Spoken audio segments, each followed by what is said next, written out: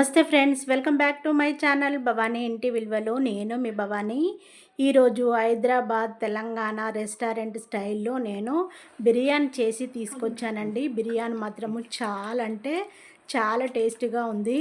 ఇందులో వాడే ఇంగ్రీడియంట్స్ అప్పటికప్పుడు మనము రెడీ చేసి వాడాలి. జీలకర్ర, సోంపుని వేంపి అప్పటికప్పుడు పౌడర్ చేయాలి. ధనియా పౌడర్ అప్పటికప్పుడే రెడీ చేయాలి. గరం మసాలా పౌడర్ అప్పటికప్పుడే రెడీ చేయాలి. అల్లం వెల్లిగడ్డ పేస్టు అప్పటికప్పుడే రెడీ చేసి పెట్టుకోవాలి. బిర్యానీ మాత్రం చాలా అంటే చాలా టేస్ట్గా ఉంది. ఫ్రెష్ చికెన్ తీసుకున్నాను. బిర్యానీ అండ మాత్రం అడుగున మందంగా ఉండాలి. ఓన్లీ బిర్యానీ కోసమే వాడే అండను తీసుకోవాలి. 1 kg చికెన్ని ఉప్పు వేసి మంచిగా కడిగాను 4 times. 2 స్పూన్ వరకు కారం పొడిని వేసుకోవాలి. 1 స్పూన్ వరకు సాల్ట్ని వేసుకోవాలి. 1 స్పూన్ వరకు పసుపుని వేసేసుకోవాలి. 2 స్పూన్ వరకు ధనియా పౌడర్ని వేసుకోవాలి. 1 స్పూన్ వరకు గరం మసాలాని వేసుకోవాలి. సోంపు జీలకర్రని వేంపి పౌడర్ చేశాను. 1.5 స్పూన్ వరకు వేసాను. ఫ్రైడ్ ఆనియన్స్ అండి, ఇవి ఉల్లిగడ్డలని కట్ చేసి ఫ్రై చేసుకోవాలి. పొడుగ్గా కట్ చేసిన తర్వాత ఆయిల్లో వేంపి వేసేసుకోవాలి. అల్లం వెల్లిగడ్డ పేస్టు అప్పటికప్పుడే రెడీ చేసి వేసేసుకోవాలి. ఉప్పు కారం మాత్రం మీ టేస్ట్కి తగినట్టుగా వేసేసుకోండి. నేను మాత్రం 2 స్పూన్ వరకు కారము, 1 స్పూన్ వరకు సాల్ట్ని వేసాను. పెరుగు మాత్రము పుల్లగా ఉండేలా చూసుకోండి. తీయటి పెరుగు అయితే అస్సలు పనిచేయదు. పుల్లగా ఉన్న పెరుగుని వేసేసుకోవాలి.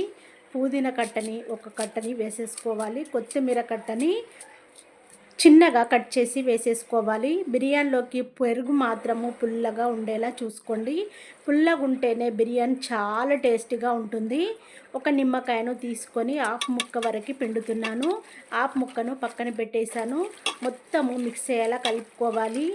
ఎంత మంచిగా కలిపితే అంత మంచిగా ఉంటుందండి. పీసెస్లకు అంతా పట్టేలా మంచిగా కలుపుకోవాలి. అప్పుడే పీసెస్లు చాలా అంటే చాలా బాగుంటాయి. అప్పుడే టేస్ట్ కూడా చాలా బాగుంటుంది. ఇలా చేయితో మంచిగా పిసకాలి. చికెన్కి మసాలా పేస్టులు మంచిగా పడితేనే టేస్ట్ చాలా బాగుంటుంది. ఆయిల్ని వేసేసుకోవాలి. ఆయిల్ కాస్త ఎక్కువగానే వేసేసుకోవాలి. ఇలా చేయితో అంతా అదుమాలి. అప్పుడే చికెన్ పీసెస్కి ఆయిల్ మంచిగా పడుతుంది. మూత పెట్టేసుకొని పక్కన పెట్టేసుకోవాలి. ఆయిల్ వేసి కలపట్లేదండి, పైన నుంచి ఆయిల్ వేసి పక్కన పెట్టాను. ఒక గిన్నెను తీసుకున్నాను. బాస్మతి రైస్ను తీసుకొని ఒక గిన్నెతో కొలుస్తున్నాను. 1/2 kg వరకు ఉంది. ఈ గిన్నెతో కొలిసి పోసేస్తున్నాను. 1/2 kg పోసాను ఆల్రెడీ. ఇప్పుడు గిన్నెలో సగం పోసాను, అంటే 3/4 kg వరకు నేను రైస్ని తీసుకున్నాను. 1 kg వరకు చికెన్ని తీసుకున్నాను. 1/4 kg తక్కువగానే పోసేస్తున్నాను రైస్ని. 3/4 kg రైస్కి 1 kg చికెన్ని తీసుకున్నాను. రైస్లో వాటర్ను పోసి ఒక 3 times మంచిగా పిసికి బియ్యాన్ని కడగాలి. అప్పుడే మంచిగా కడిగాం కదా 3 times. ఇప్పుడు ఫ్రెష్గా వాటర్ని పోసి బియ్యం మునిగేంత వరకు వాటర్ని పోసి మూత పెట్టేసుకొని పక్కన పెట్టేసుకోవాలి. ఇప్పుడు గరం మసాలాలు చూపిస్తానండి. బిర్యానీ ఆకు, దాల్చిన చెక్క, జాపత్రి, లవంగ, బిర్యానీ పువ్వు, మరాఠీ మొగ్గ, మిరియాలు, అనాస పువ్వు, సాజీరా, ఈ మసాలాలను బిర్యానీలో వేసేసుకోవాలండి. ఇప్పుడు స్టవ్ పైన గిన్నెను పెట్టేశాను. ఏ గిన్నెతోనైతే మనం రైస్ని కొలుసుకున్నామో అదే గిన్నెతోని వాటర్ని కొలిసి పోసేసుకోవాలి. 1.5 గిన్నె వరకు రైస్ను తీసుకున్నాను. 1.5 గిన్నె వరకు వాటర్ని కొలిసి పోస్తున్నాను. ఎక్కువ పోసేసుకోవచ్చు అంటారా? ఎక్కువ అవసరం లేదండి. రైస్ ఉడికేంత వరకు మనం వాటర్ని పోసేసుకుంటే సరిపోతుంది. ఇప్పుడు వాటర్ని పోసాం కదా, అందులో మనం తీసుకున్న గరం మసాలాలన్నిటినీ వేసేసుకోవాలి. 1/2 స్పూన్ వరకు సాల్ట్ని వేసుకోవాలి. 2 స్పూన్ల వరకు ఆయిల్ని వేసుకోవాలి. 1/2 ముక్క మనం చికెన్లో పిండాము కదా, ఇంకొక 1/2 ముక్క ఇప్పుడు వాటర్లో పిండుతున్నాను. ఇప్పుడు ఇందులో నిమ్మరసాన్ని వేసేసుకోవాలి. అల్లం వెల్లిగడ్డ పేస్ట్ని వేసేసుకోవాలి. అల్లం వెల్లిగడ్డ పేస్టు చికెన్లో వేసాము, ఇప్పుడు ఇందులో వేసేస్తున్నాను. గరిటె తీసుకొని మంచిగా కలిపేసుకోవాలి. బిర్యానీ మాత్రమే చాలా అంటే చాలా టేస్టీగా ఉంటుంది. ఇలా చేసుకొని చూడండి, పిల్లలు మీరు చాలా ఎంజాయ్ చేస్తూ తింటారు. బయట కూడా ఉండదు, అంత బాగుంటుంది. ఇంట్లోనే మనం ప్రతి ఒక్కటి అప్పటికప్పుడు ఫ్రెష్గా రెడీ చేసుకుంటాం కాబట్టి చాలా బాగుంటుంది. మూత పెట్టేసుకొని వాటర్ని మంచిగా మరిగిన తర్వాత ఇప్పుడు మూత తీసుకొని నానబెట్టుకున్న రైస్ని వేసేసుకోవాలి. చూడండి, అందులో రైస్లో ఉన్న వాటర్ని వంపేసి చేయితో రైస్ని వేసేసుకోవాలి. వాటర్లో మంచిగా మరిగాయి కదా, ఇప్పుడు మసాలాలన్నీ ఉడికిపోయాయి కదా, రైస్ని అంతా వేసేసుకొని గరిటెతో ఒకసారి కలుపుకోవాలి. మనము సరి వాటర్ని పెట్టాము, రైస్ మంచిగా ఉడుకుతుంది. మధ్యలో ఒకసారి కలుపుకోవాలి. మూత పెట్టేసుకొని మరొక 5 మినిట్స్ ఉడికించుకోవాలి. రైస్ మెత్తగా కాకుండా చూసుకోండి. ఇలా త్రుంచితే 2 ముక్కలు అయ్యేలా ఉండాలి రైసు. ఇప్పుడు పర్ఫెక్ట్గా ఉడికింది అన్నము. మనము మారినేట్ చేసి పెట్టుకున్న చికెన్ని మళ్ళీ ఒకసారి మంచిగా కలుపుకోవాలి. చూడండి, చేయితో ఇలా పిసుకుతూ మంచిగా కలుపుకోవాలి. చేయితో అంతా బిర్యానీ అండకి పీసెస్ని అంతా ఒత్తి ఒకే లెవెల్గా అనుకోవాలి. ఇప్పుడు ఉడికించిన రైస్ని అంతా వేసేసుకోవాలి. ముద్దలు వేయకుండా జల్లినట్టు వేసేసుకోవాలి. అప్పుడే బిర్యానీ పొడి పొడిగా చాలా బాగా వస్తుంది.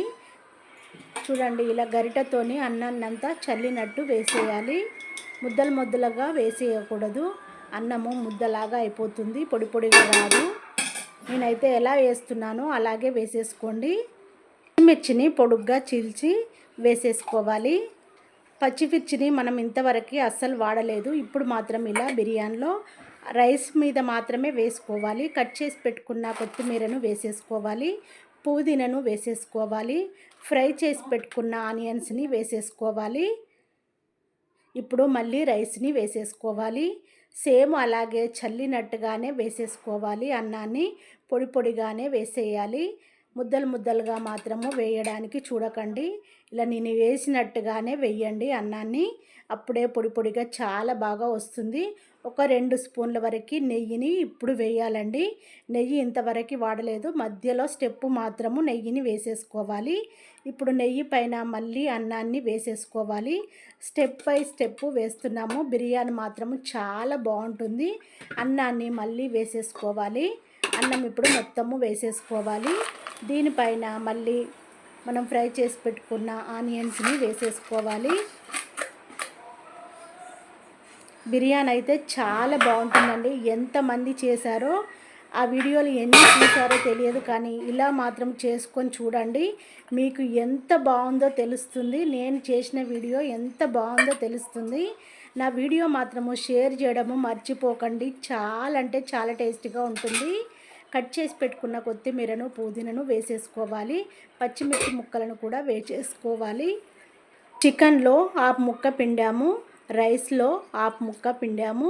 ఇప్పుడు హాఫ్ ముక్క పిండుతున్నాము, అంటే 1.5 వరకు మనకు నిమ్మకాయ సరిపోయింది ఇక్కడికి. ఎందుకు, నేను పుల్లటి పెరుగు తీసుకున్నాను కాబట్టి. ఒకవేళ మీరు పుల్లగా లేకపోతే తీయగా ఉంటే పెరుగు మీరు 2 నిమ్మకాయలైనా 3 నిమ్మకాయలైనా వాడుకోవాలి. ఆయిల్ని వేసేసుకోవాలి. ఆయిల్ కాస్త ఎక్కువగానే వేసేసుకోవాలి. ఇలా మూత పెట్టేసుకొని చుట్టూ గోధుమ పిండి కలిపి పట్టిస్తే ఆవిరిపోకుండా ఉంటుంది. లేదు అనుకుంటే ఇంకొక రకంగా కూడా చూపిస్తున్నాను చూడండి. ఇలా గాలి పోకుండా మూత పెట్టేసి ఒక ప్లేటును పెట్టేసి పైన వాటర్ని పెడుతున్నాను. గాలి పోకుండా, స్మెల్ కూడా బయటికి రాకుండా ఉంటుంది. వేటు మాత్రం గట్టిగా పెట్టాలి. 10 నిమిషాలేమో పెద్ద మంట మీద పెట్టుకోవాలి, అంటే హై ఫ్లేమ్లో పెట్టాలి. లో ఫ్లేమ్లో 10 నిమిషాలు పెట్టాలి, అంటే 20 మినిట్స్కి మనకి బిర్యానీ రెడీ అయిపోయింది. చూడండి, ఇప్పుడు నేను గరిటతో అన్నాన్ని తీస్తున్నాను. చూడండి, ఎంత కుల్లగా, ఎంత పొడి పొడిగా, ఎంత బాగా వచ్చిందో చూడండి. ముద్దగా అస్సలు లేదు అన్నం. ఎంత బాగుందో చూడండి. ఇలా చల్లొచ్చు, అంత బాగుంది. నేను గరిటతో తీస్తుంటేనే మీకు అర్థమైపోతుంది కదా ఎంత పొడి పొడిగా వచ్చిందో అన్నము. చూడండి, ఇంత ముద్ద మీ ముందే తీస్తున్నాను కదా అన్నము, ఇంత ముద్ద అయినా ఉందా చూడండి, ఎంత పొడి పొడిగా వచ్చిందో. బిర్యానీ అయితే ఇలా తీస్తుంటే నాకైతే నోరు ఊరిపోతుంది. ఎంత బాగుందో, మంచి స్మెల్ వస్తుంది. చాలా అంటే చాలా బాగుంది.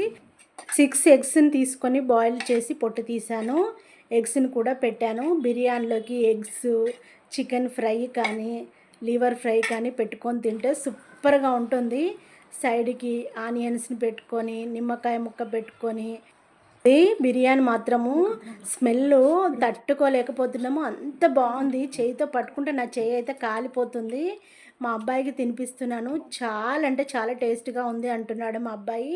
సూపర్‌గా ఉందంట. బిర్యానీ మాత్రం చాలా అంటే చాలా కమ్మగా ఉందంటున్నాడు. ఒక్క ముద్ద నోట్లో పెట్టాను చూడండి. చాలా బాగుందంటున్నాడు. నేను చేసిన ఈ బిర్యానీ వీడియో టేస్ట్‌గా రావాలి అనుకుంటే ఖచ్చితంగా నేను చెప్పినట్టు బిర్యానీ చేసుకోండి.